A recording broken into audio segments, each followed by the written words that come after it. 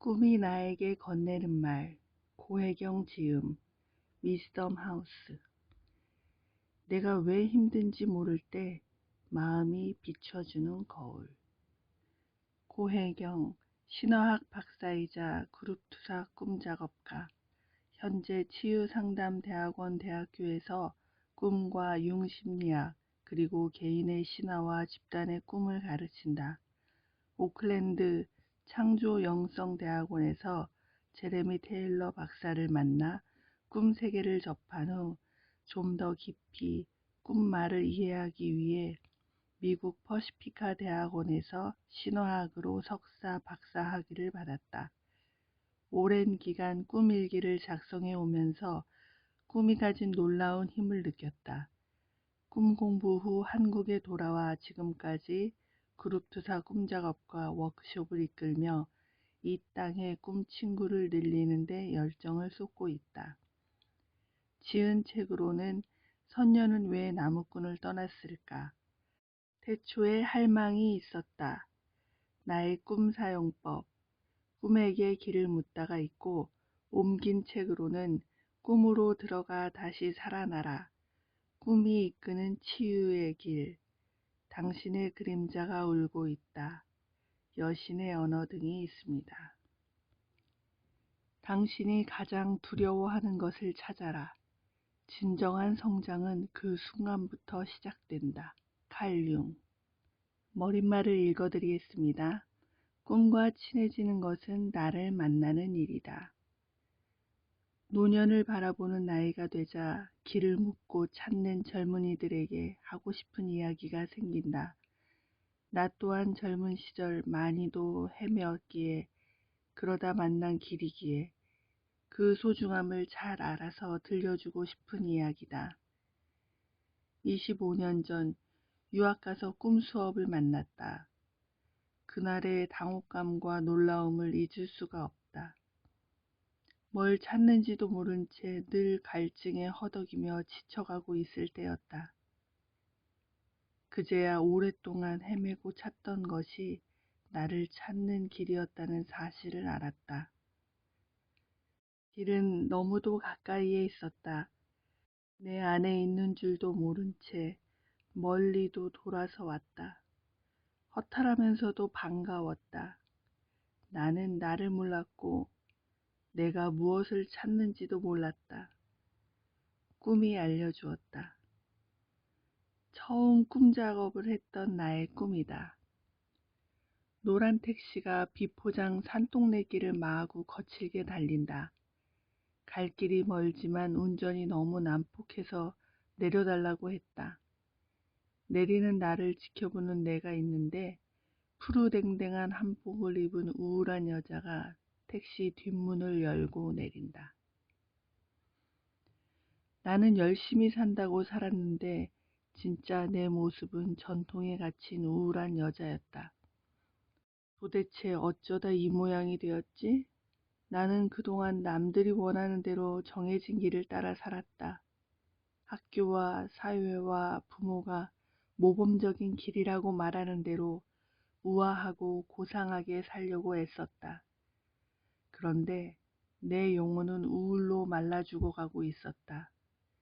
열심히 외부에 맞춰 살다 보니 내 안에서 하는 말은 무시하고 살았던 것이다. 노란 택시의 난폭한 운전사는 바로 나였다. 내면의 깊은 소리를 방치하고 살았으니 그 결과는 우울로 이어졌다. 아니 어디인지 내면의 소리를 듣는다는 게 뭔지 전혀 몰랐다. 눈을 안으로 돌려라. 답은 내 안에 있다 라고들 쉽게 말한다. 그러나 젊은 시절 나는 어떻게 내 안을 들여다볼 수 있는지 막연했다. 아무도 그 방법을 가르쳐주지 않았다. 그때 꿈 수업을 통해 깨달음을 얻었다. 꿈은 내 모습을 정확하게 비춰주는 거울이다. 보이지도 잡히지도 않는 마음을 꿈이 보여주는 것이다. 꿈이 우리 안에 부인할 수 없는 양면성을 드러내 보여준다. 내 안에는 부족하거나 구린 것도 있지만 꽤 멋진 구석도 있다는 것을 이제 안다. 더는 사람들에게 고상한 척, 괜찮은 척 하느라 에너지를 낭비하지 않아도 되고 착하지도 우아하지도 않은 나를 넉넉하게 봐줄 여유도 생겼다. 나에 대한 기만 대신 수용을 배우면서 삶이 자연스럽고 편안하다. 안으로 뛰어들지 않고 세상을 향하는 길은 없다. 나는 밤마다 꿈을 적는다. 꿈말을 경청해온 지 몇십 년이 되니 이제 습관이 되었다. 이 세계는 알수록 흥미롭다. 이제 꿈 세계의 한 발, 잠에서 깨어나 움직이는 낮 세계의 한 발, 내가 발 딛고 서 있는 세상은 둘이다. 두 세계가 다 나에게는 굳건한 실체다. 칼융이 치열하게 자신의 내면을 탐색하고 모두에게 남긴 말이 있다. 안으로 뛰어들지 않고 세상을 향하는 길은 없다. 이와 달리 우리는 다 거꾸로 배운다. 아니 아닌 밖을 보며 사니 비교를 하고 내 결핍이나 상처는 돌보지도 않아 나의 진정한 갈망을 모른다. 그러니 더 갈급해지고 숱하게 헤매는데 이런 사람을 유혹하는 소리는 도처에 널려 있다. 길을 찾는 젊은이들에게 눈을 안으로 돌려서 내 안의 목소리를 들어 삶의 방향성을 잡으라는 말을 꼭 해주고 싶다. 그리고 내 안의 목소리를 듣는 쉽고 안전한 길이 바로 꿈이다. 젊은이들을 비롯해 많은 사람들이 꿈을 만났으면 좋겠다. 꿈은 정말 심오하다. 꿈말에 귀 기울이다 보면 내가 어떤 사람인지, 왜 지금 힘이 드는지, 어디로 나아가야 하는지 등 내 마음의 지도가 그려진다. 이 책에 귀한 꿈들을 모았다. MBC 라디오 세상을 여는 아침, 어젯밤 꿈 이야기 코너를 통해 받은 청취자들의 꿈 이야기들이다. 꿈꾸니에 대한 정보가 거의 없다시피 하여 기본적으로 내가 꾼 꿈이라면 이라고 상상해 본 결과물이어서 전부 나의 투사이고 나의 고백이다. 꿈을 보내주신 분들, 꿈 이야기를 관심 있게 들어주신 분들, 이 코너를 만들어주신 분들 모두에게 감사드린다. 각자의 꿈이 어떻게 우리들의 꿈이 되는지, 또 꿈 세계가 얼마나 흥미로운지 그 맛을 느껴보는 계기가 되었으면 한다.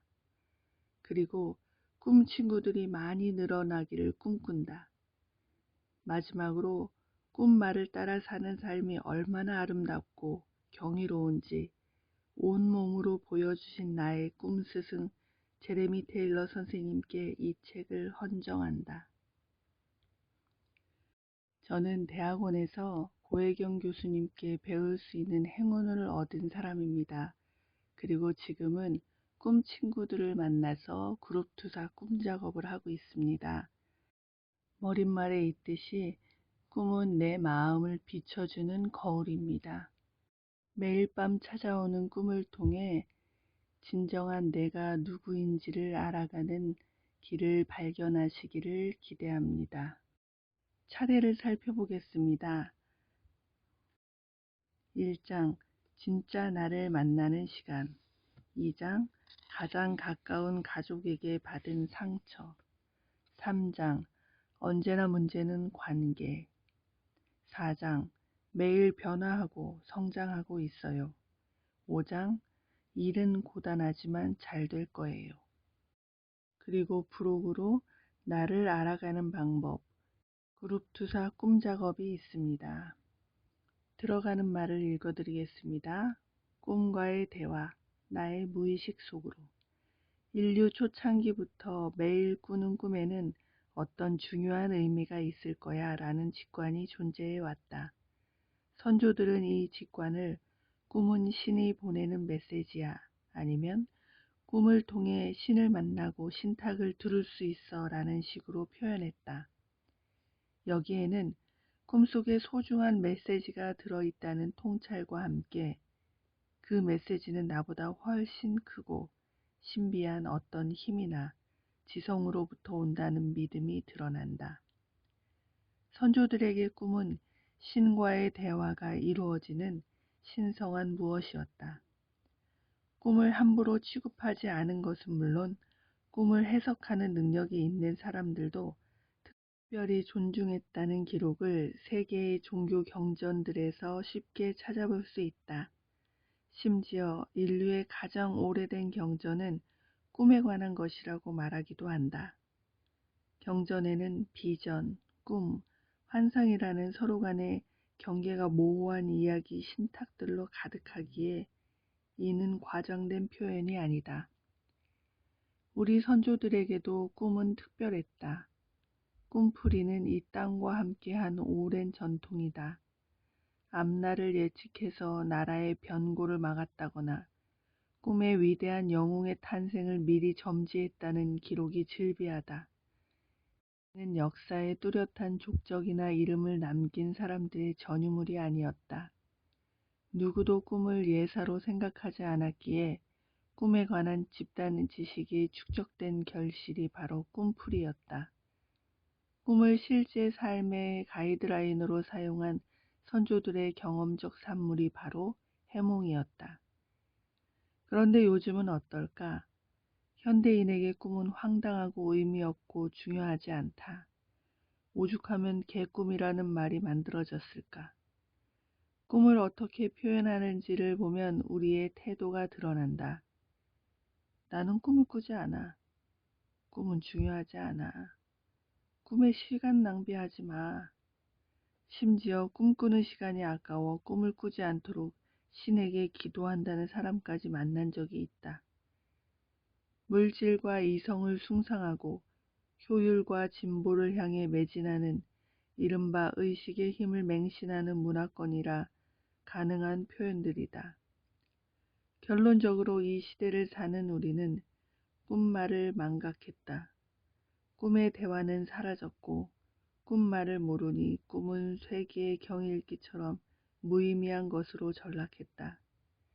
물질주의, 이성중심, 경험론, 계몽주의를 향해 움직여왔던 거대한 의식의 진화사가 빚어낸 결과물이다.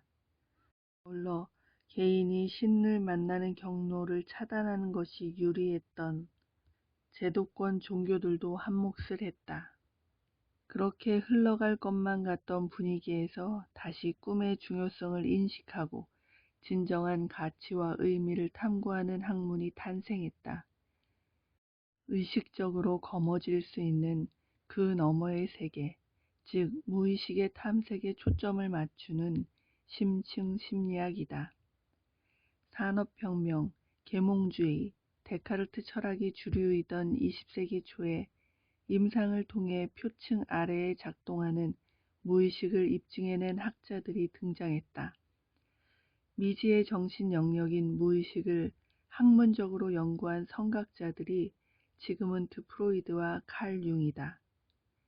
이들은 인간의 사고와 판단과 행동은 내가 알지 못하는 의식 너머의 힘, 그리고 개인의 경험을 넘어선 차원의 정신에 끝없이 영향을 받는다는 사실을 임상을 통해 입증해냈다. 인간은 더 이상 나는 생각한다, 고로 나는 존재한다로 설명할 수만은 없게 되었다. 이성의 영향을 받지만 이성을 넘어서는 심적 영향, 즉 감정, 정서, 이미지에 좌지우지되는 것이 인간이다. 이 비이성적인 힘을 연구한 프로이드와 융은 우리에게 인간 이해의 폭을 확장시켜 주었다. 이들의 발견은 100여 년이 지난 지금에 와서 그 가치를 더욱 인정받고 있지만 여전히 대다수 현대인에게 무의식은 모호하고 편치 않은 말이다. 꿈말을 잃어버린 현대인. 꿈이 무슨 뜻일까? 왜 이렇게 수수께끼 같을까? 누구나 궁금해한다. 동시에 황당하고 의미 없고 중요하지 않다는 생각도 공존한다.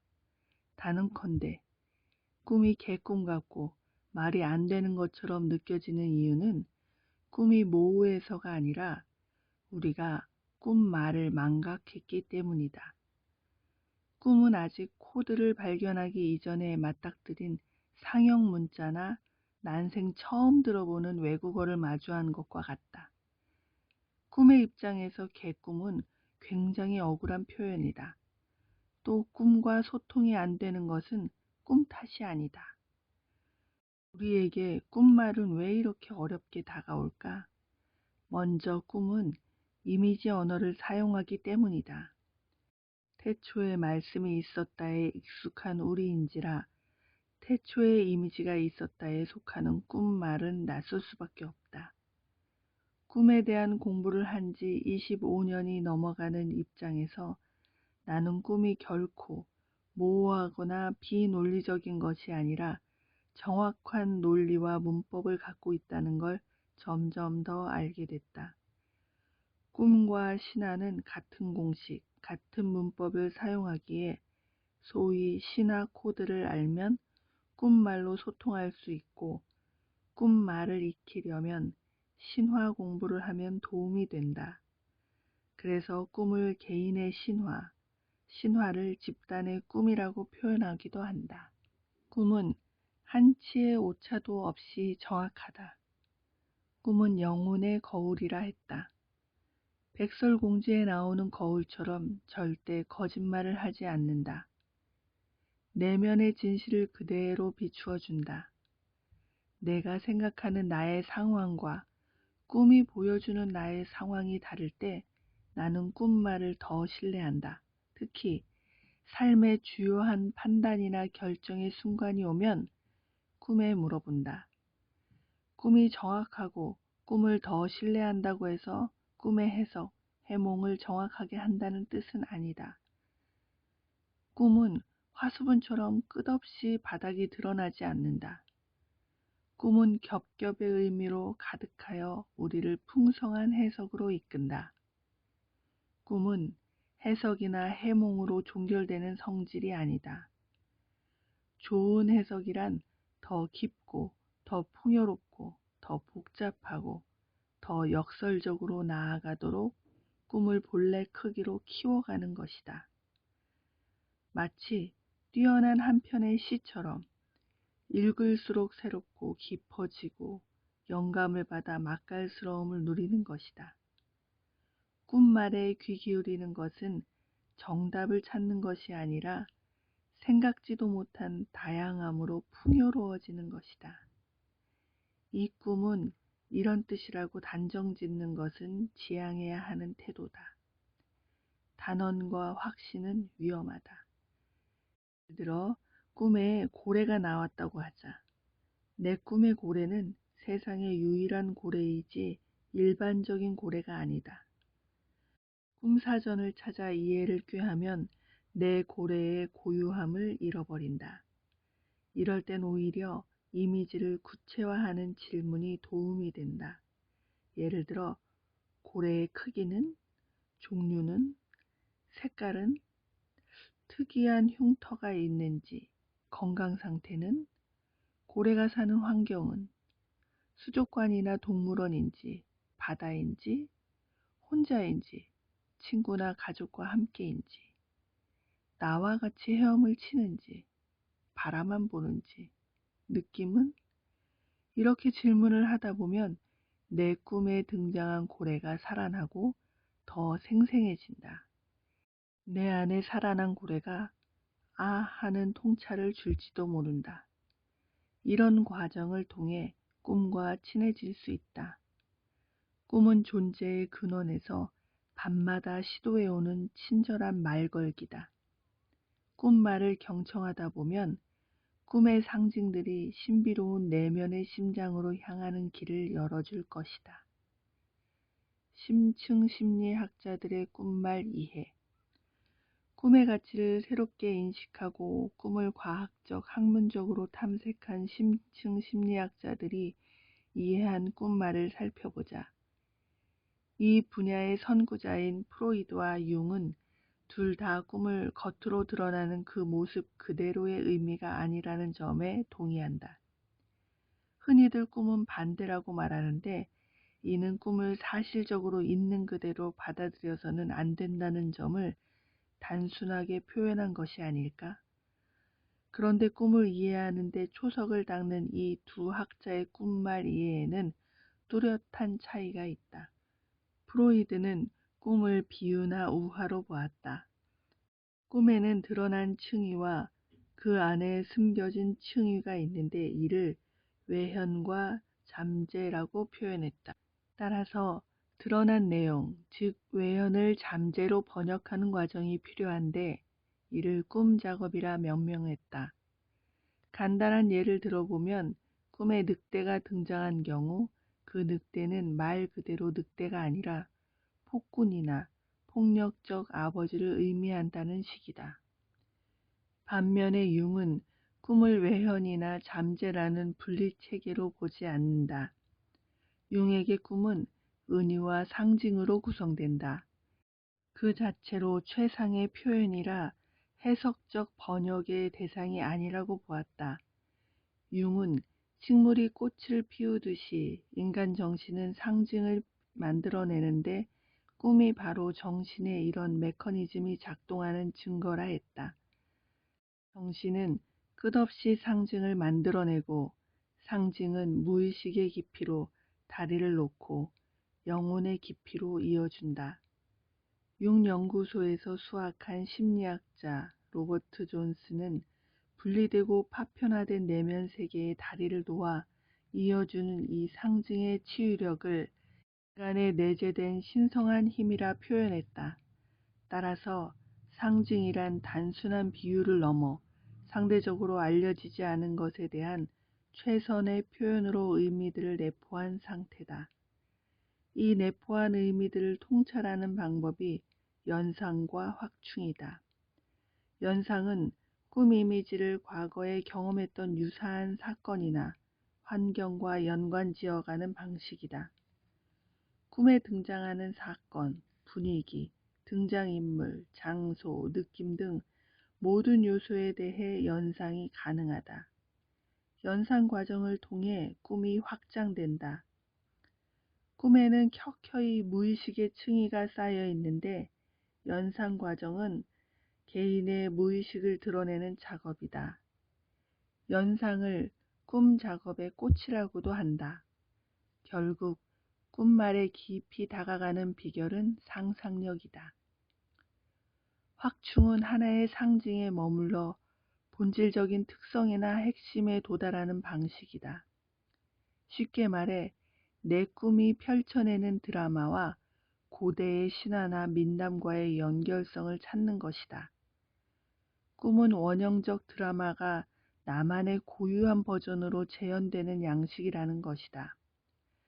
때로는 꽤 선명하게, 때로는 덜 명확하지만 원형적 차원으로 꿈의 깊이가 심화될 때 내가 직면한 사건을 객관화할 수 있을 뿐 아니라 심오한 통찰을 얻게 된다. 이 과정을 통해 집단 무의식의 층위를 만나게 된다. 꿈에 대한 프로이드와 융의 관점 차이는 둘이 그려낸 무의식의 지도가 다르다는 걸 고려하면 놀랄 일은 아니다. 누구의 주장이 옳다 그르다는 판단보다는 어떤 관점이 나에게 더 도움이 되느냐가 중요하다.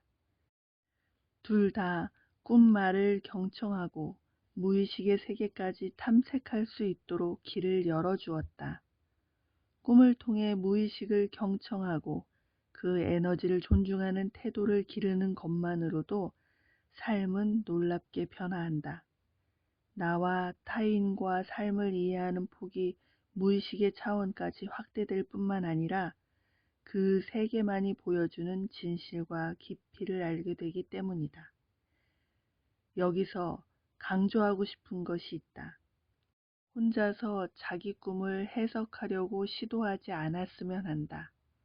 이따금 나는 내 꿈을 어느 정도 이해해라고 말하는 사람을 만난다. 이는 대단히 위험한 말이다. 꿈은 무의식의 표현이다. 무의식의 내용을 의식으로 올려주려는 게 꿈인데 무의식은 한마디로 알 수 없는 영역이다. 혼자서 꿈을 이해하려는 시도는 내가 아는 범위 안에서 쳇바퀴 돌듯 살펴볼 가능성이 크다. 꿈은 내 알매 끝, 즉 내 의식의 한계를 뛰어넘는 훨씬 크고 심오한 내용이다. 내 의식이라는 컴퓨터 용량이 2메가바이트라 할 때 내가 이 기가바이트의 내용을 이해하려 든다면 전혀 모르는 알고리즘을 내 방식으로 풀려는 노력이어서 꿈을 오해할 수밖에 없다. 아, 이런 꿈이구나 하는 순간 다음과 같은 질문으로 바꾸어 보자. 꿈이 내가 모르는 무엇을 이야기하려고 하지? 의식의 끝자락에서 그 너머 세계가 투사된 상태가 꿈이다. 꿈을 기억한다는 말은 오래 음미할 수수께끼를 만난 단계라는 뜻이다. 그러니 서둘러서 파악하거나 금방 답을 찾아내서는 안 된다. 칼 융은 BBC 방송과 한 마지막 인터뷰에서 다음과 같은 말을 했다. 선생님은 좋으시겠어요. 아침에 일어나면 내 꿈이 무슨 뜻인지 환히 알아차릴 수 있으니. 융은 안경 너머로 호기심 가득한 조그만 눈으로 미소를 지으며 말했다. 당신은 꿈에 대해 아무것도 모르는군요. 나도 내 꿈에 대해서는 아무것도 몰라요. 세계 최고의 대가조차 그러하다. 꿈의 속성이 그렇다는 말이다. 실질적으로 꿈으로 자기 탐색을 깊이 하고자 한다면 전문가를 찾는 방법이 있다. 모두가 한 번쯤 해보면 좋겠지만 현실적으로 이 혜택을 받는 사람은 제한되어 있다. 전문가도 소수이고 비용도 만만치 않다. 무엇보다 세상에서 자신을 들여다보는 게 가장 어려운 일이어서 용기와 인내, 성실함이 필요한데 이런 준비가 된 사람이 얼마나 될까? 혼자서 꿈을 다루고 싶다면 예술 작업을 추천한다. 꿈을 그림으로 표현하거나 꿈 내용을 기반으로 시를 쓰거나 춤으로 표현하는 것이다. 함께하는 사람이 있으면 꿈을 연극으로 표현하는 방법도 있다. 나의 꿈 선생님은 꿈을 만화로 그렸다. 이 모든 방식이 꿈 에너지를 존중하고 활성화하는 길이다. 예술로 표현하는 과정에서 꿈 자체가 어떤 통찰을 제공할 때가 많다. 혼자 꿈을 파악하려고 애쓰기보다 꿈이 나에게 알려주도록 겸허하게 기다리는 것이 바른 태도다. 또 다른 방법으로 그룹 투사 꿈 작업이 있다. 신학 박사 제레미 테일러가 1960년대 말에 창안한 방식으로 전문가의 도움 없이도 꿈에 관심이 있는 누구나 꿈을 탐색할 수 있는 방법이다. 현재 처음 태동한 미국을 비롯하여 세계의 다양한 지역에서 그룹 투사 꿈 작업이 활발하게 진행되고 있다. 우리나라에서도 여러 지역에서 이루어지고 있다. 부록에서 자세한 내용을 살펴보자. 부록을 읽어드리겠습니다. 나를 알아가는 방법, 그룹 투사 꿈 작업. 내가 꿈과 인연을 맺게 된 것은 그룹 투사 꿈 작업 덕분이다. 신세계를 만난 기분이었다. 나를 아는 데 실질적인 도움이 되는 공부, 거창하게 암과 삶이 일치하는 공부라고 덧붙이지 않더라도 진짜 내 모습을 발견하는 방법을 찾았구나 싶었다. 그 후로 너무 재미있어서 더 알고 싶어서 지금껏 나와 사람들의 꿈을 만나고 꿈에 대한 공부를 하며 살고 있다. 그룹 투사 꿈 작업이 무엇인지, 어떻게 태동했는지, 어떻게 해볼 수 있는지 자세히 소개하겠다. 여러 명이 함께하는 작업. 그룹과 투사와 꿈 작업이 붙어있는 표현이라 하나씩 떼어서 각각의 의미를 들여다보자. 먼저 개인이 아닌 그룹으로 모여 함께하는 작업이다. 이전의 꿈의 대가들은 꿈을 그룹으로 다룰 수 없다고 인식했다. 여럿이 함께 꿈을 다루면 가장 의식이 덜 발달한 참여자의 수준으로 그룹 전체가 하향한다는 이유에서였다. 그리고 꿈은 특별한 수련을 받은 전문가만 다룰 수 있다는 인식이 주류였다. 그 와중에 그룹으로 꿈 작업을 시작하게 된 계기가 있었다. 1960년대 말 베트남전이 격렬해짐에 따라 이를 반대하는 반전운동이 미국에서도 활발히 일어났다. 이 와중에 흑인이 죽음을 맞았고 이 사건이 도화선이 되어 인종차별 철폐에 대한 시위나 모임이 전국적으로 확산되었다. 그때 제레미 테일러 박사가 버클리 지역에서 인종차별 철폐를 위한 모임에 가담하였다. 가난한 흑인들이 밀집해 사는 지역이었다. 주민들은 인종에 대한 편견을 극복하고자 참여했던 봉사자들조차 인종차별주의자라며 쫓아냈다. 남은 봉사자들은 아무것도 통하지 않는다는 절망감을 느꼈다. 이때 제레미 테일러 선생님이 꿈 작업을 제안했다. 대안이 없어서인지 어처구니 없어 보이는 제안이 받아들여졌다. 우선 각자 꿈에 등장하는 인종차별 요소에 집중해 보았다.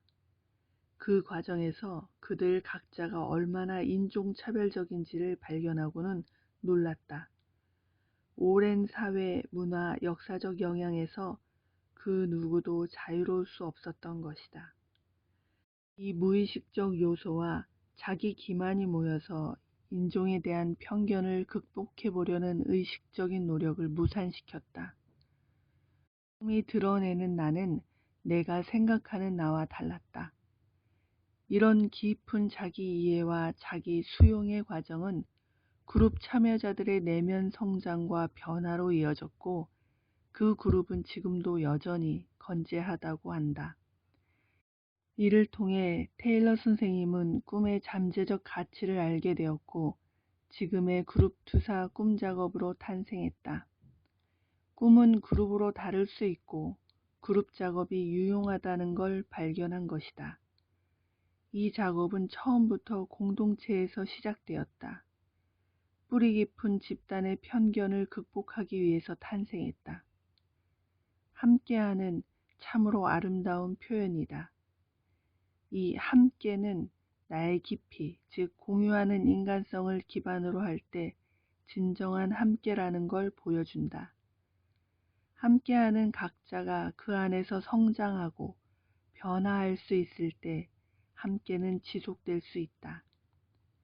꿈이 각자 내면의 파편화와 분리를 이어주고 회복시켜주듯이 개개인의 꿈들이 모일 때 진정한 함께가 가능하다는 사실을 보여주었다.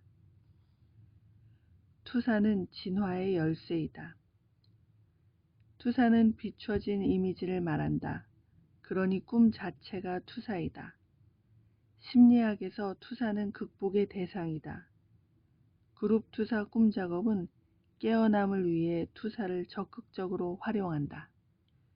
내가 보는 것은 있는 그대로가 아니다. 의도치 않지만 우리는 언제나 색안경을 쓰고 세상을 본다.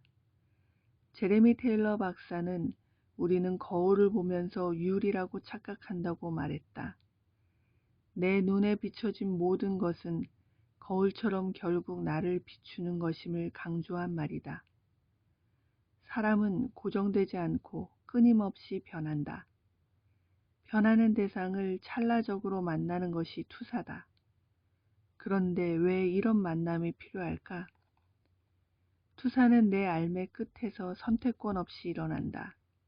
우리는 투사가 되도록 진화되었다. 앞서 꿈이란 잠의 스크린에 등장하는 드라마라고 했다. 이게 다음 알무로 나아가는 첫 만남이자 징검다리가 될 수 있다.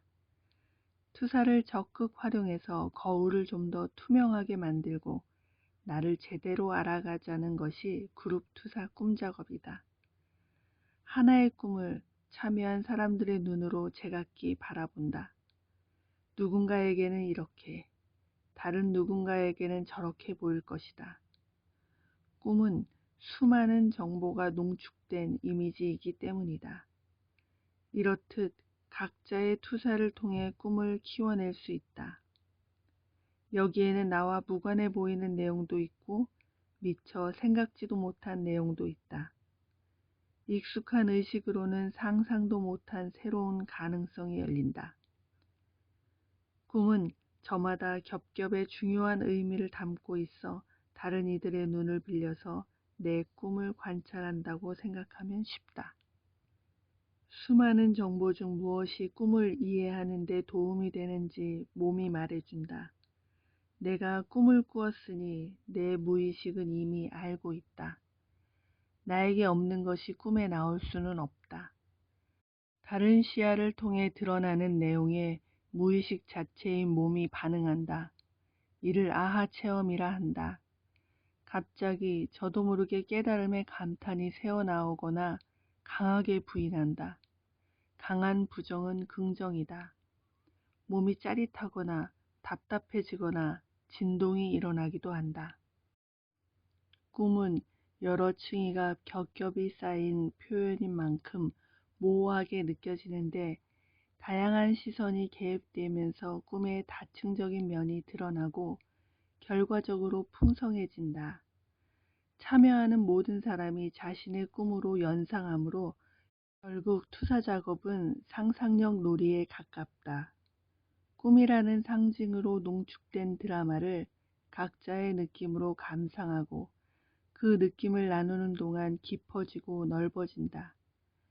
원형극장에서 한 편의 연극이나 오페라를 보듯이 나에게는 함께 꿈을 나눈다는 게 고대의 의례와 같다. 꿈작업. 꿈은 무의식의 자발적 표현이다. 무의식의 주요 기능은 연결하고 이어주고 온전하게 하는 것이다. 우리가 받아들인 모든 정보와 경험은 무의식에 축적된다. 칼 융은 무의식이 쓸모없는 쓰레기 더미가 아니라 억압되고 부인된 내용이자 숨겨진 보물이 있는 자리라고 이해했다. 아울러 무의식은 의도와 방향성을 지니고 있다고 말했다. 상징은 영혼을 치유하고 회복하고 온전하게 하는 힘이 있다. 이것이 인간 정신이 작동하는 방식이다. 꿈은 상징으로 드러나기에 꿈을 존중하고 친해지는 것만으로도 놀라운 일이 일어난다. 꿈 작업은 무의식의 기능이나 에너지를 의식적인 노력으로 한층 강화하는 것이다. 무의식의 활동에 적극 참여한다. 혹은 무의식에 마중물을 넣는 것과 같다. 고대의 표현을 빌리면 매일 도착하는 무의식의 편지를 열지도 않고 버리는 습관을 바꿔 적극적으로 편지를 읽어 그 메시지를 받고자 하는 행위다.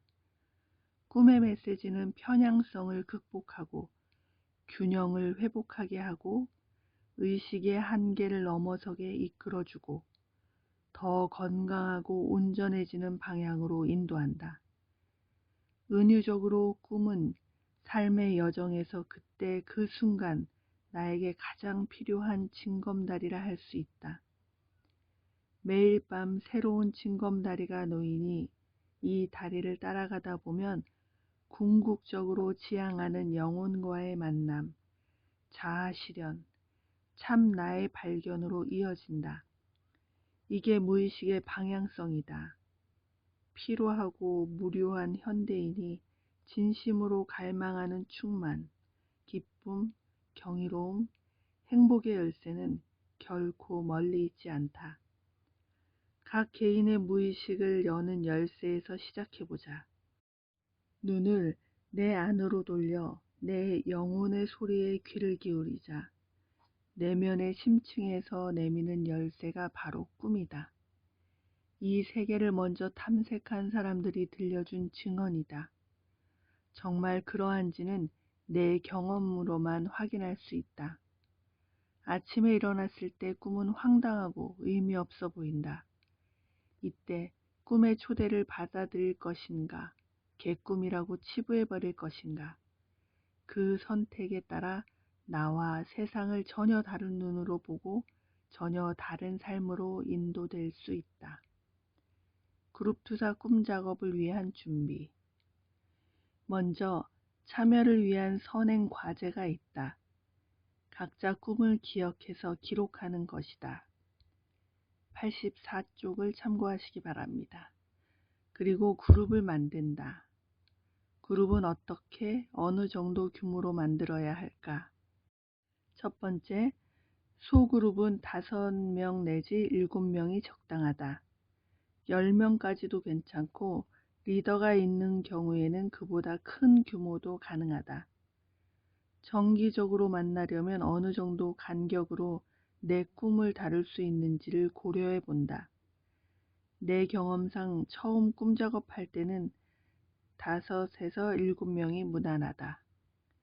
두 번째, 구성원은 꿈에 관심이 있는 사람들이면 된다. 친구 그룹, 가족 그룹, 직장 동료도 가능하다. 그룹이라 할 수는 없지만 부부나 함께 사는 파트너가 서로 꿈을 나누면 친밀감이 놀라울 정도로 깊어지고 서로에 대한 이해가 넓어진다.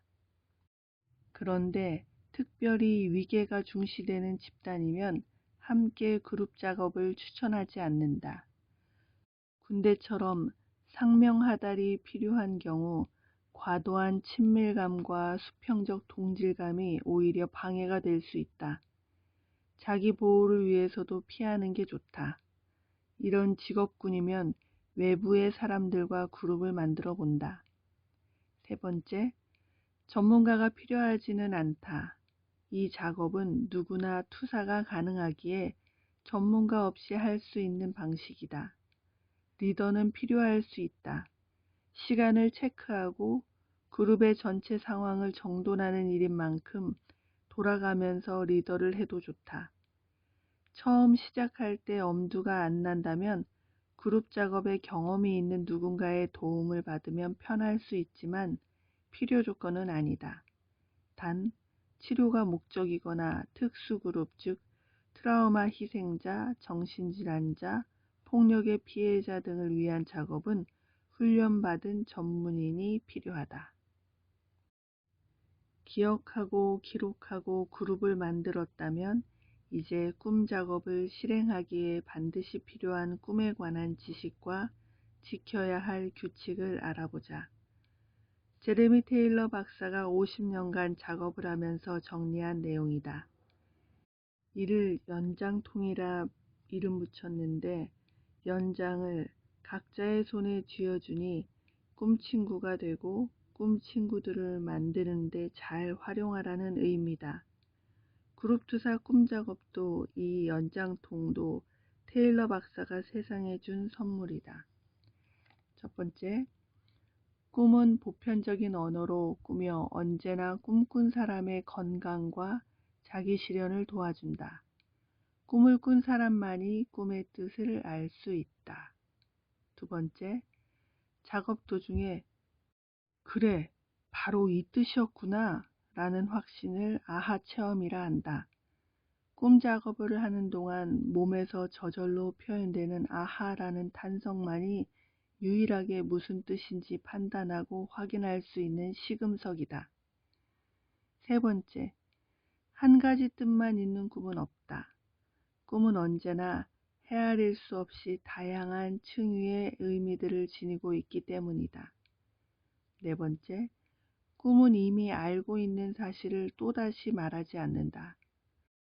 언제나 모르는 무엇에 관한 것이 꿈이다. 꿈은 의식하지 못하는 부분에 대한 이해와 통찰을 얻도록 도와준다. 다섯 번째, 다른 사람의 꿈을 언급할 때는 반드시 만일 내가 이 꿈을 꾸었다면 혹은 내가 상상해보는 이 꿈은 혹은 나의 버전으로 이 꿈을 연상해 볼 때 혹은 내가 상대방의 입장이 되어 본다면 같은 표현으로 시작한다. 꿈 작업을 1인칭으로 표현하는 것을 전제로 한다. 여섯 번째, 꿈 작업에 들어가기 전에 참가자들은 익명성을 보장한다는데 동의해야 한다. 그리고 꿈꾼 사람이 익명성 이상으로 꿈과 꿈작업 내용에 대해 절대 비밀 보장을 요구할 때는 참석자 모두가 이에 동의하고 약속을 지켜야 한다. 제레미 테일러 박사가 작성하고 고혜경이 번역 정리함. 미리 알아야 할 꿈 지식과 지켜야 할 사항. 첫 번째, 꿈은 보편적인 언어로 꾸며 꿈꾼 사람의 건강과 자기실현, 참나의 발견, 현성의 획득을 도와준다. 이 내용이 꿈에 대해 알아야 할 가장 중요한 핵심이다. 따라서 이를 염두에 두고 오랜 기간 자신의 꿈을 통해 확인하기를 바란다. 그래야만 나의 지식이 된다. 흔히 좋은 꿈, 나쁜 꿈이라는 말을 한다. 이는 꿈을 몰라서 하는 표현이다. 좋은 꿈, 나쁜 꿈은 자아에 적용되는 표현이고 꿈은 내 성장과 발전을 도와주려고 꾸기 때문에 언제나 감사할 따름이다. 흔히들 악몽을 나쁜 꿈이라 간주한다. 악몽은 시급한 메시지가 있다는 뜻이다. 무의식은 급박하게 경각심을 촉구할 때 악몽의 형태를 취한다. 긴 진화사를 볼 때 위험에 대해 경각심을 갖는 것은 생존의 필수 조건이었다. 악몽은 여기 시급한 메시지가 있어 주목해 라고 강조하는 방식이다. 무시하면 치명적이고 본성에 어긋나니 정신 바짝 차리라는 무의식이 보내는 충격파 같은 것이다. 악몽은 나쁜 꿈이 아니라 시급하게 중요한 꿈인 만큼 특별히 더 주목해야 하는 꿈이다. 두 번째, 꿈이 무슨 의미인지는 꿈꾼 사람만이 확인할 수 있다. 그룹투사 꿈작업에서 이는 대단히 중요한 장치다. 전문가가 필요 없는 꿈작업 방식이다. 또 다양한 사람의 투사를 초대하는 방식이다. 누군가가 나는 이렇게 생각한다 하고 권위를 갖고 설득력 있게 투사한다고 해서 그게 나에게 중요한 의미가 되거나 그 말을 받아들이려 노력할 필요가 없다. 판단 기준은 언제나 나여야 한다.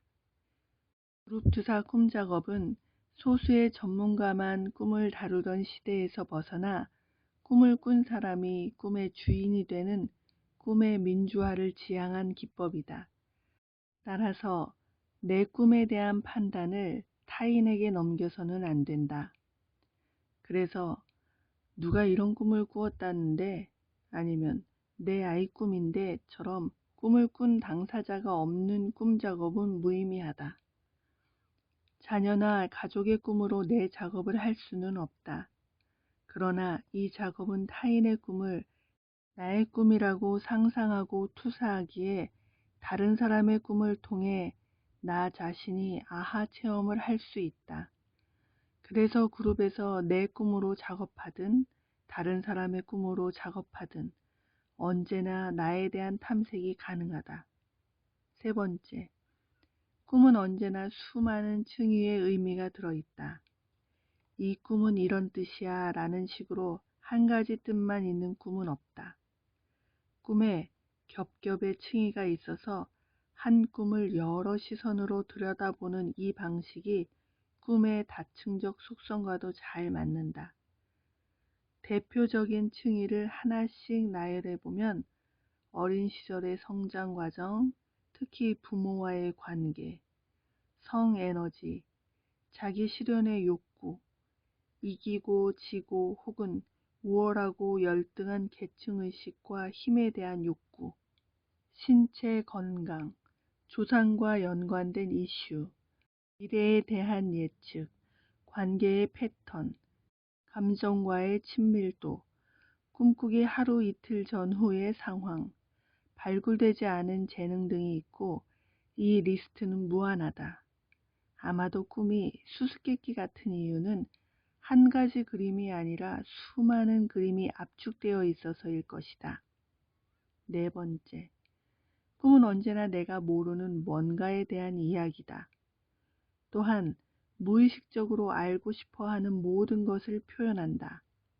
내가 누구인지, 내가 요구하는 것이 무엇인지 등 나에 대한 많은 것을 담고 있다.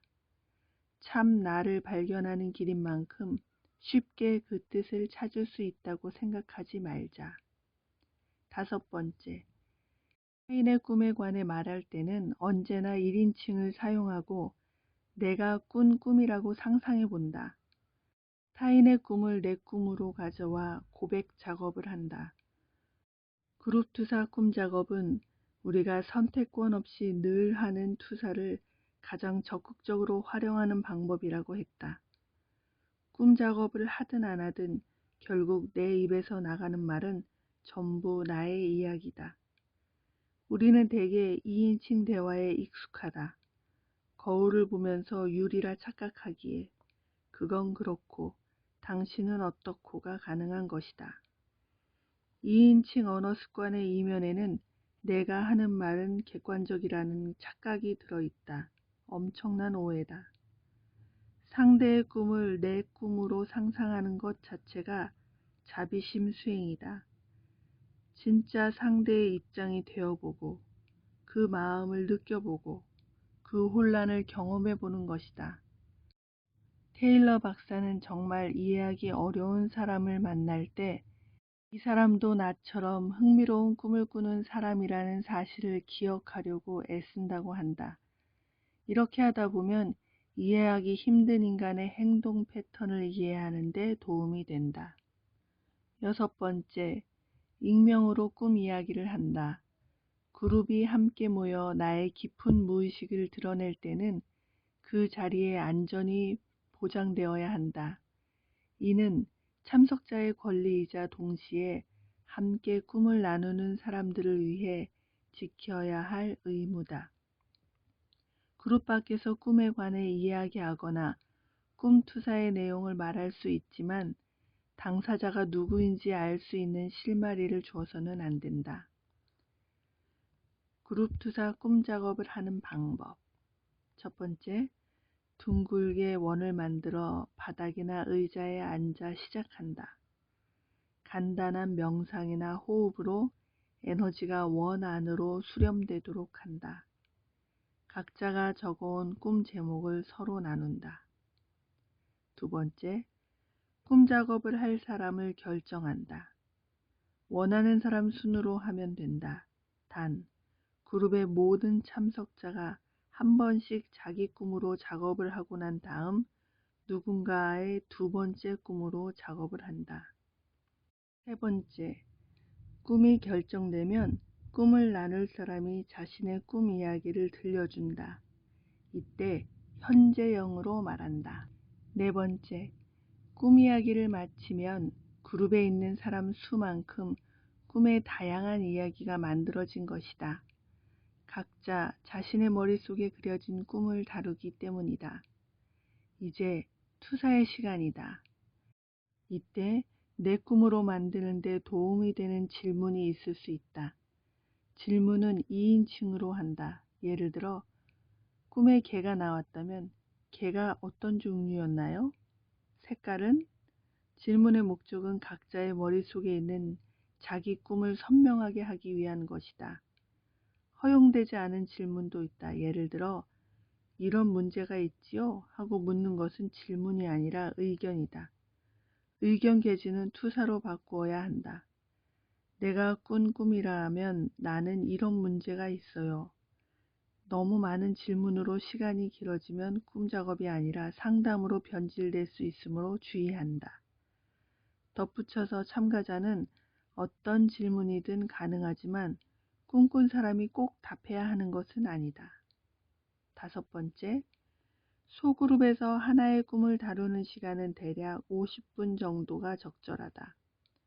각 꿈마다 공정성을 기하기 위해 비슷한 시간을 안배하는 것을 원칙으로 하는데 그럴 때 시계보다 더 정확한 판단 기준이 있다. 투사가 충분히 풍요롭게 이루어졌는지, 꿈 작업 시작할 때보다 그룹 전체가 꿈에 대한 의식이 증가했는지, 이를 고려하여 시간을 조금씩 조절한다. 6번째, 마무리를 짓는다. 꿈은 무의식의 표현이라 끝없이 계속 작업을 이어갈 수 있으나 여건상 종결이 필요하므로 2가지 질문을 던지며 마무리한다. 먼저 그룹 전체에게 지금까지 나오지 않은 전혀 다른 관점이 있으면 이야기할 기회를 준다. 마지막으로 꿈작업 마지막 말은 언제나 꿈꾼 사람이 하는 것이 원칙이다. 때 처음 꿈을 나누었을 때와 작업을 하고 난 후 꿈에 대해 알게 된 내용을 공유해도 좋고 심정을 나누어도 좋다. 내향성이 강한 사람들은 대체로 집에 가서 잘 생각해 보겠다고 답하는데 그것도 좋다. 이 작업에는 무한한 상상력이 필요하다. 유일한 법칙이라면 꿈꾼 사람 마음대로이다.